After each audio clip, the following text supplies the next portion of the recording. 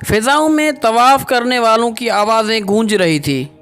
وہ بیت اللہ کو تکبیر و تحلیل کے عطر سے معطر کر رہے تھے اور ان کی آنکھوں سے آنسو سیلاب کی طرح رواں دواں تھے کہ اچانک ان محبوبہ نے خدا کے پیچھے ایک بدو نظر آیا جو قد کا لمبا تھا۔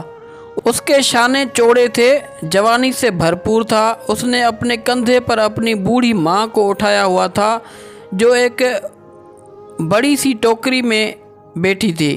وہ بدو بار بار یہ اشعار گنگنا رہا تھا، یعنی میں اس کی سواری ہوں، مجھے کوئی ناگواری نہیں، جبکہ سواری کا اونٹ گھبرا جاتا ہے مگر میں نہیں گھبراتا۔ میری ماں نے مجھے پیٹ میں اٹھایا اور دودھ پلایا اور اس سے کہیں زیادہ ہے، لبیک اللہم لبیک۔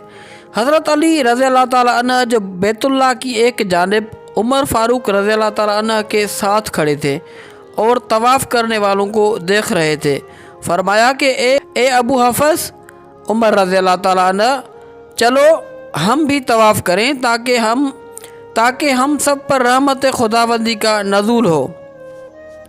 چنانچہ وہ دونوں اس دیہاتی آدمی کے پیچھے پیچھے طواف کرنے لگے اور حضرت علی بن ابی طالب رضی اللہ تعالیٰ عنہ اس بدو کو یوں جواب دینے لگے، اگر تو اس کے ساتھ نیکی کرتا ہے تو اللہ کا شکر ادا کر، اللہ تجھے تھوڑے عمل پر زیادہ اجر دیں گے۔